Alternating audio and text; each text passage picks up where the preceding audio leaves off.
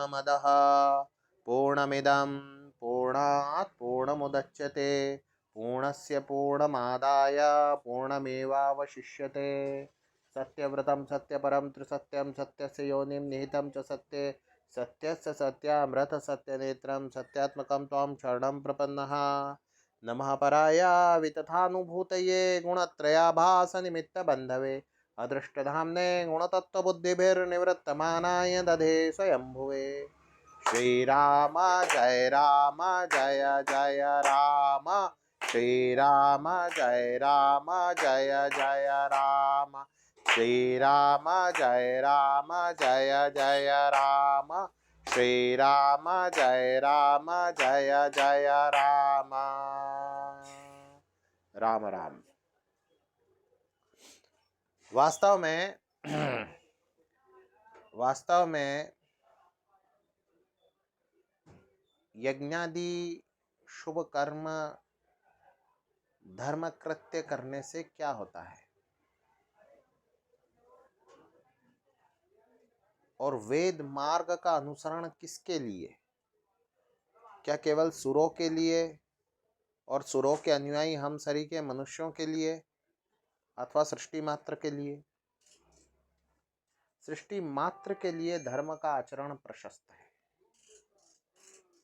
परंतु जो असुर जिनकी शैली बनाई गई है धर्म के विपरीत आचरण करने के लिए, जिनका निर्माण हुआ है, जो बनाए गए हैं धर्म के प्रतिकूल आचरण करने के लिए, और वे भी यदि धर्म का आचरण करें तो उन्हें धर्म का दूना फल प्राप्त होता है, दूना बल्कि 10 गुना प्राप्त होता है।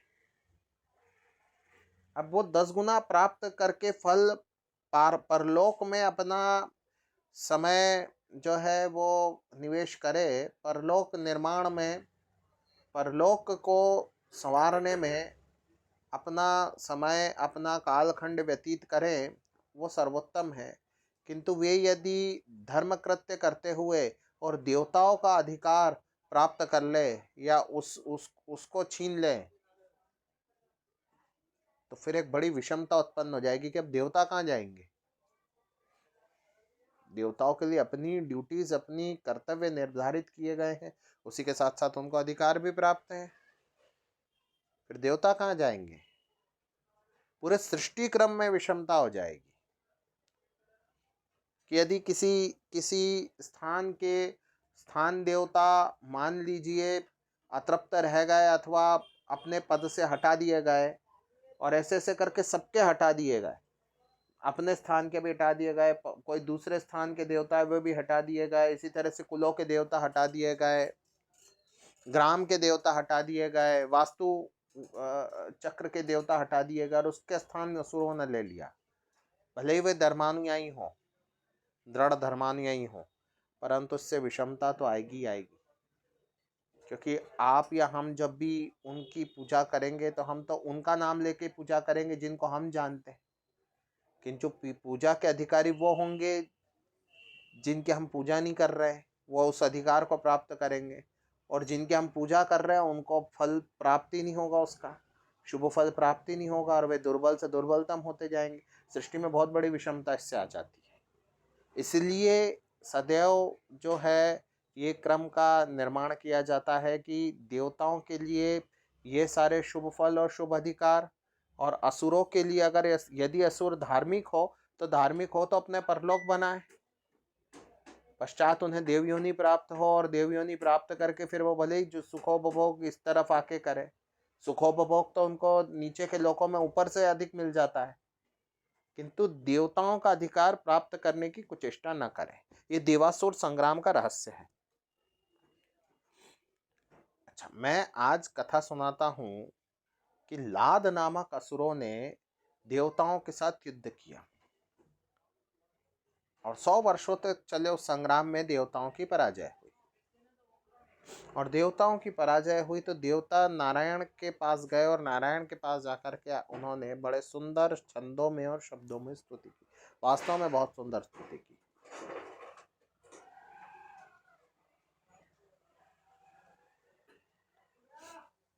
अब उस स्तुति को सुनने के उपरांत नारायण प्रसन्न हुए और नारायण ने देवताओं से जब जब आशय पूछा तो देवताओं ने कहा इसी प्रकार की विषमता उत्पन्न हो गई है। अब जिन असुरों से उनकी शत्रुता है वो असुर स्वयं बड़े भारी धार्मिक है, वे स्वयं यज्ञादि शुभ कर्म करते हैं,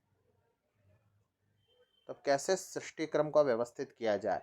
यदि प्रतिकूल धर्म वाले हैं, प्रतिकूल आचरण वाले हैं, तो फिर तो उन असुरों को खदेड़ने के लिए नारायण का संकल्प ही पर्याप्त है। परंतु वो धर्माचरण कर रहे, धर्मानुसरण कर, तो धर्मानुसरण करते हुए किसी जीव को किस प्रकार से जो है इस विषमता से विलग किया जाए, पृथक किया जाए। भगवान ने एक बार ही मोहिनी अवतार नहीं लिया था। यहाँ भगवान ने अपने अंश से माया मोह को उत्पन्न किया और माया मोह जो है उन्होंने एक भेष धरा, उन्होंने काशाय वस्त्र धारण किए, सिर मुंडवाया और जाकर के असुरों के समक्ष खड़े हो गए। असुरों ने बड़ा अभिवादन किया देख करके कि कोई सन्यासी आए हैं। प्रश्न पूछा कि आप क्या आचरण कर रहे हो, कैसा आचरण कर रहे हो, कैसा? अब हम तो यज्ञ और पूजा इत्यादि कर रहे हैं, पश्चात जो है हम भगवत कथा सुनेंगे और आनंद करेंगे। असुर कह रहे हैं ये बात। उन्होंने कहा अरे कथा सुनने से क्या होता है, यज्ञादि करने से क्या होता है? और बहुत सारे तर्क वितर्क कुतर्कों से युक्त संभाषण हुआ और वो इतनी देर तक चला कि असुर सोच में पड़ गए।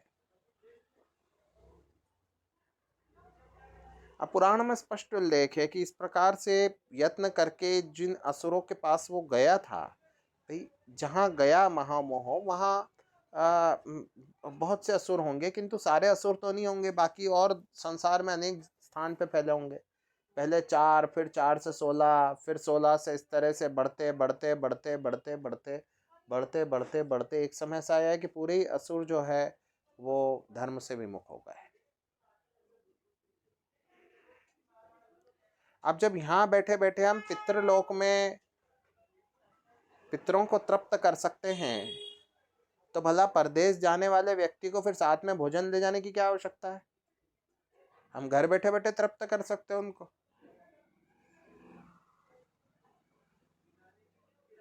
इतने यज्ञ करके 100 यज्ञ, दिव्य यज्ञ, और यज्ञों में तपश्चर्या अनिवार्य है। यज्ञ में बड़ी तपश्चर्या होती है कि नियम का पालन और विधिवत आचरण करके जो यज्ञ करे तो उस यज्ञ का महत्व महात्म्य है। तो यज्ञों में बड़ी नियमों का पालन होता है, तो पालन कितने कर रहे? तो इतने नियमों का पालन करके 100 दिव्य यज्ञ जिसने किए उसे इंद्र पद प्राप्त हुआ। स्पष्ट सी बात है, तपस्वी तो होगा ही वो। और उसको मिल क्या रहा है? हम यज्ञ में जो देते हैं, जो काष्ठ देते हैं, जो आहुति देते हैं, आहुति में शाकल्य मिलाते हैं ना, तो शाकल्य उनको प्राप्त हो रहा है। तो शाकल्य की आहुति पाने के लिए ये तमाम ये जो जौ तिल है, जौ तिल और दूसरे जो है सामान औषधियां पाने के लिए जो बड़ी ही कड़वी है, उसके लिए अगर उसने 100 यज्ञ किए थे तो फिर तो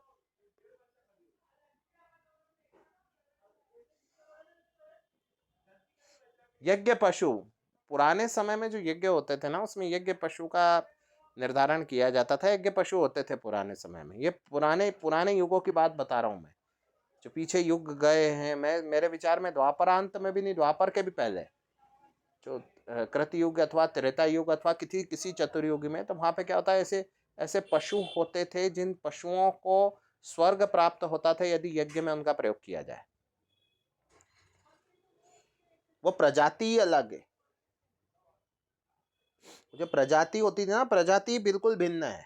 ये प्रजाति नहीं है आज वाली, अर्थात उनको काटोगे तो रक्त नहीं निकलेगा। वो प्रजाति बिल्कुल भिन्न है और वो समय पूरा भिन्न। तो यज्ञ पशु अर्थात ऐसे पशु होते हैं, उनको लाते हैं और फिर यज्ञ में विधिवत उनकी बलिदान देने की बात कही गई है। ये किसी युग में होता था, तो साहब जब यज्ञ पशु का विधान है और यज्ञ पशु स्वर्ग जाता है, तो फिर अपने पिता को यज्ञ पशु की जगह क्यों नहीं खड़ा कर देते? वो स्वर्ग चले जाएगा। ऐसे सैकड़ों सहस्त्रों करोड़ों प्रश्न जो है वो प्रस्फुटित हुए अथवा करवाए गए उन असुरों के हृदय में, और असुरों ने जो है पूर्ण तो भावेन धर्म का आचरण छोड़ के माया मोह ने जैसा कहा था वैसा उन्होंने कहा हिंसा का आचरण करेंगे हम। तो कुछ शब्दों का उन्होंने प्रयोग किया था, बुद्ध ये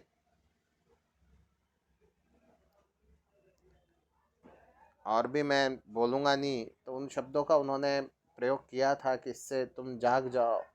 आज कहते हैं ना जागो हिंदुओं जागो, तो वैसे उन्होंने कहा, तो उससे जो है वो सब प्रबुद्ध हुए, आप मेरा संकेत समझ रहे होगे, और सब जो है अहिंसा का मार्ग उन्होंने ग्रहण किया, जो भी हो, और अहिंसा वादी हुए। कुछ दिगंबर हुए, कोई किसी कोई वस्त्रधारी हुए, कोई दिगंबर हुए, ऐसे भी लोग हुए, और विधिवत जो है उन्होंने इस मार्ग को धारण किया। अब ये तो सब देवताओं का अधिकार प्राप्त किए बैठे थे, और जैसे उन्होंने ये मार्ग धारण किया वैसे ही देवताओं ने आक्रमण किया और वो उनकी पराजय हो गई असुरों की, और देवताओं को उनका अधिकार प्राप्त हो गया।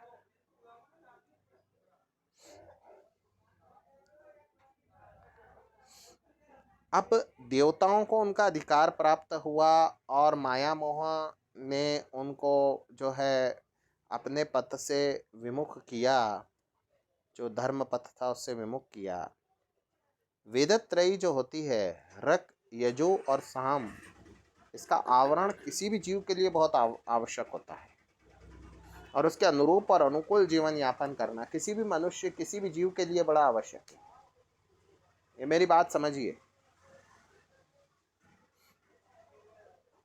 वेदत्रयी का आचरण अथवा वेदत्रयी रूपी आवरण जिसने धारण नहीं किया, तो वो तो समझ लीजिए मनुष्य जन्म उसका व्यर्थ है पूरी तरह से, टाइम पास चल रहा है उसका।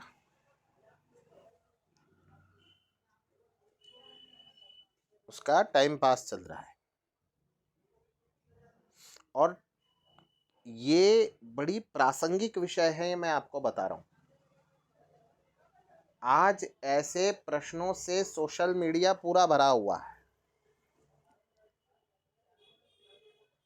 इस प्रकार के कुतर्कों से पूरा संसार आच्छादित है।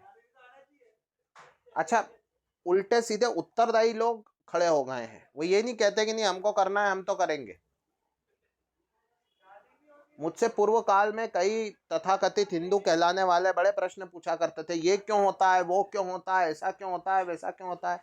एक स्तर तक मैंने उनकी जिज्ञासा तृप्त की। मैंने पश्चात कहा कि पाखंड मार्ग के पथिक हैं, इनकी कोई जिज्ञासाएं कभी तृप्त होने वाली नहीं है। मैंने हाथ जोड़ी और मैंने कहा चलो साहब, हम अज्ञानी भले, हमको नहीं मालूम है, हमारे को तो हमारे बड़े बता गए हैं, हम तो महाजनों ये गता से पंथा, हम तो हमारे बड़ों ने जिस मार्ग पे को धारण किया था उसी मार्ग को ग्रहण करेंगे।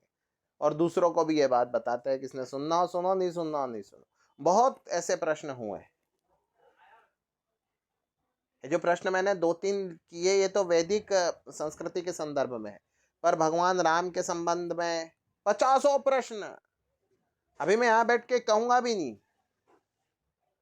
सैकड़ों प्रश्न। अच्छा, उसका जो उत्तर देने वाले लोग खड़े होते हैं अथवा होने लगे, जहां जहां कुछ ये तथाकथित ये जो धर्म के अभ्युत्थान का जो आंदोलन है, जिसको कहते हैं कि आज दिख रहा है, उसका जो उदय था 20-30 वर्ष 40 वर्ष पूर्व, तो बाबा लोग ऐसे बनाए गए अथवा उत्पन्न हुए, प्रादुर्भूत हुए, बाबा ऐसे बनाए गए। तो उन्होंने कहा कि साहब नहीं नहीं नहीं नहीं नहीं नहीं नहीं, पूरा का पूरा रामायण का जो पूरा कांड है वो पूरा कांड ही ठीक नहीं है, ये वाला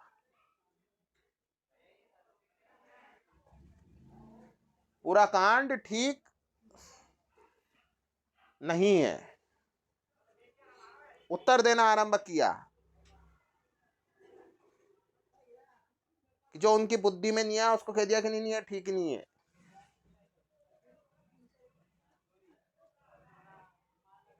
तुलसी बाबा ने उनकी श्री रामचरितमानस में कहते हैं बहुत सारी गलतियां की।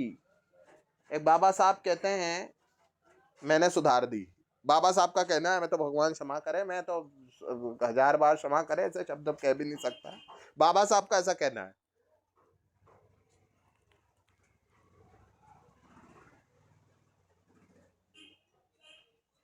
क्या बाबा साहब संस्कृत बहुत पढ़े हुए हैं, तो क्या हम लोग अनाड़ी बैठे हैं क्या? बाबा साहब संस्कृत पढ़े हुए हैं, अपन भी पढ़े हुए हैं।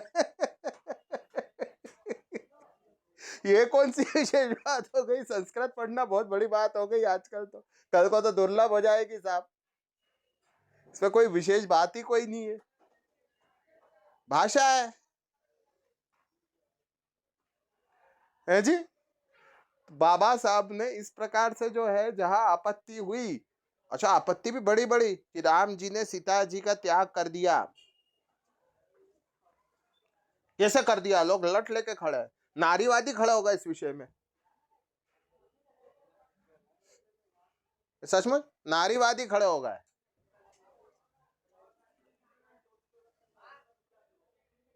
कृष्ण भगवान ने रास रचाया, इसमें स्पष्ट उल्लेख है कि रास रचाया तब प्रत्येक गोपी के साथ एक कृष्ण बना था। यदि कोई बन सके तो आप भी। 16,108 ब्याह करे। अरे श्रीमद् भागवत में स्पष्ट उल्लेख है कि प्रत्येक के घर में परमात्मा अपनी गार्हस्थ लीला जो है वो उसको जो है पूर्णतः परिणीत कर रहे हैं। गार्हस्थ लीला का सुख उनको दे रहे हैं। क्या क्या सुख दिए, क्या क्या लीला की, हमको तो पता भी नहीं है। द्वारका जी में उनकी क्या लीला हुई अपने को नहीं पता कि उनने क्या लीला की। बहुत लीला की होगी, इतने साल रहे। एक तरफ वो पांडवों के यहाँ भी गए हुए हैं, एक तरफ वो अपने पत्नी बच्चों के साथ भी बैठे हुए हैं वहां पे। उनको अभाव अनुभव नहीं हो रहा है कि भगवान तो भगते ही रहते हैं चारों ओर, भगवान एक रूप में भग भी रहे, एक रूप में बैठे हुए हैं, और बैठे हुए हैं 16,108 के घरों में। और जो उनकी पत्नियां भी है वो एक दूसरे के घर में झांकने नहीं जा रही है कि हाँ नहीं यहाँ बैठे हैं कि मेरे यहीं बैठे हैं। अपन समझो ना, ये कथा में आता है। उसके उपरांत प्रश्न उठाए जा रहे हैं, भगवान के श्री स्वरूप पर प्रश्न उठाए जा रहे हैं। आप सोचो। इसलिए मुझे आज ये बात आकर के कहनी पड़ी। कृष्ण भगवान के स्वरूप पर, यज्ञों के स्वरूप पर कैजे रे पाखंडे, यूं स्वाहा स्वाहा बोलने से क्या होता है? मन समझाना है बस।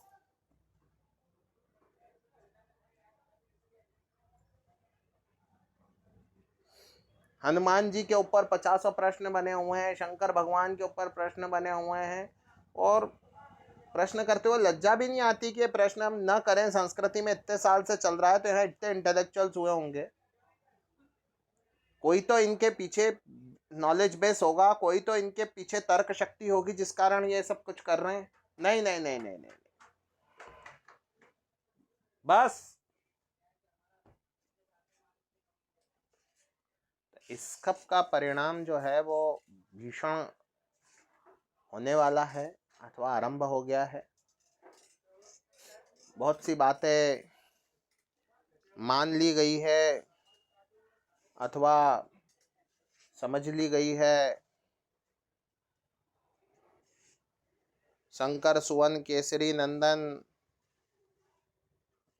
रेक्टिफिकेशन हुआ इसमें, कहा शंकर स्वयं केसरी नंदन, ऐसा भी कहा गया, उसको सही करवाया।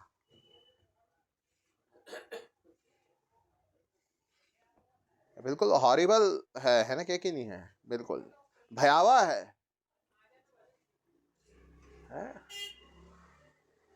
तो एक राजा शतधनु की कथा तृतीय अंश में प्राप्त होती है, जिसको मैं सुनाना यहाँ विशेष चाहूँगा। भगवान की सेवा में धनुर्मास वर्तमान है, विद्यमान है। अब राजर्षि शतधनु जो है वो बड़े धार्मिक और आध्यात्मिक राज्य का संचालन कर रहे थे, अपने कर्तव्य का निर्वहन कर रहे थे। राजा बेसिकली क्या है? राजा को यह है कि राज्य में धर्म की स्थिति बनी रहे। राजा अर्थात ये नहीं है कि बहुत सारे भोग भोगेगा, क्योंकि भोग तो है ही नहीं, है तो मृत्यु लोक है।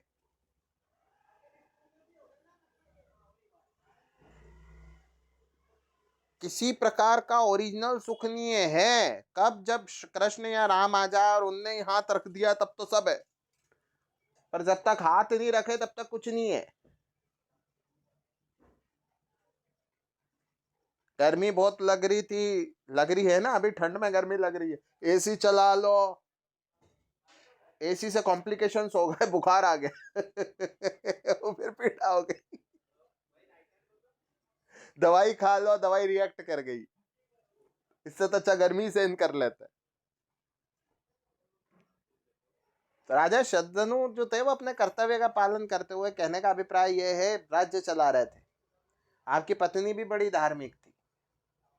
एक बार गंगा के तट पर आप जो है खड़े होकर के ध्यान कर रहे थे और उनके आचार्य के मित्र एक एक इसी पाखंड मार्ग में प्रवृत्त कोई भिक्षुक अथवा सन्यासी जो है वहां आए, तो राजा ने औपचारिकतावश उचित समझा कि इनसे बात की जाए। अच्छा, रानी ने कहा कि नहीं, ये पाखंडी है, बात नहीं करना।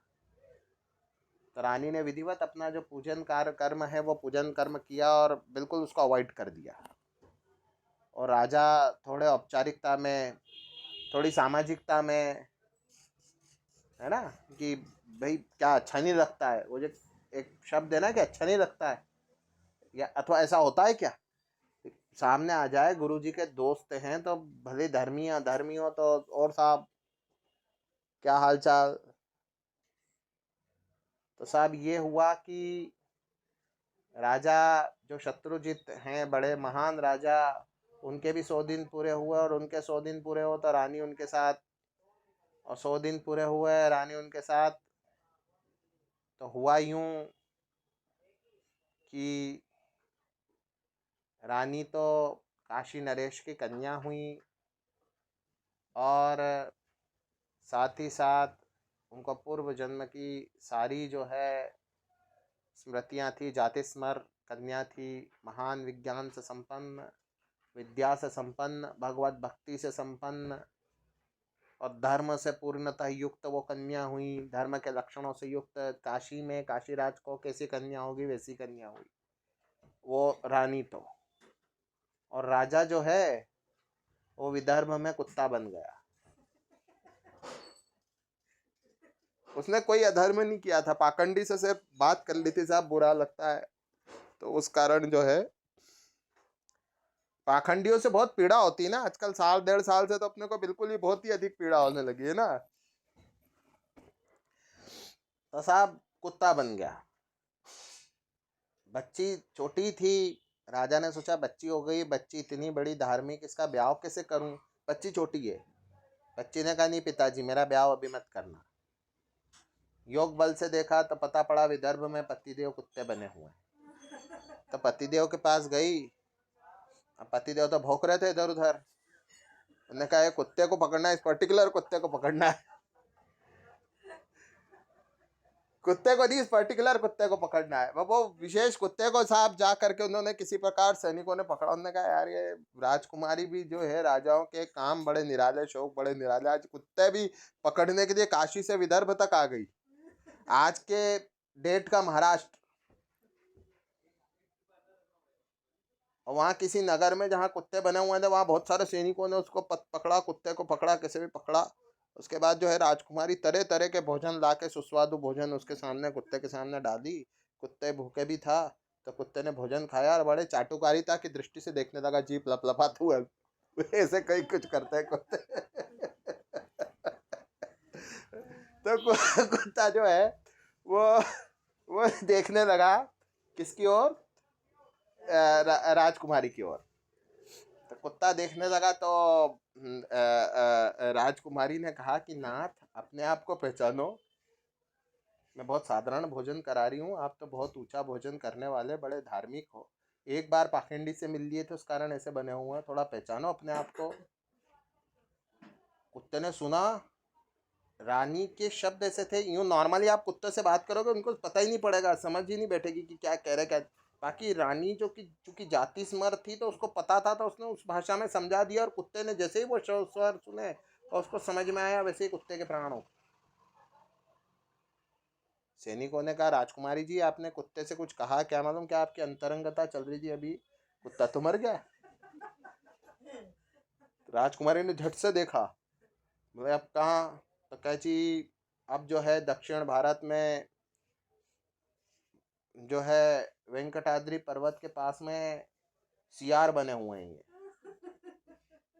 फिर गई, अब की बार सियार को सियार की स्टाइल में पकड़ा, और फिर जो है सियार को सियार वाला खाना डाला। सियार आया, किसी भी तरह से पकड़ा आया कि साहब याद करो, आप पाखंडी से बात की थी आपने।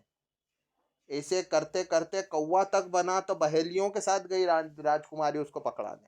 कौवा तक बन गया राजा। हर बार मर जाता। रानी बोलती मर जाता। मैं लंबा नहीं खींचना चाह रहा, इसलिए इसको to cut long story into short, और उसी में आनंद भी है। तो साहब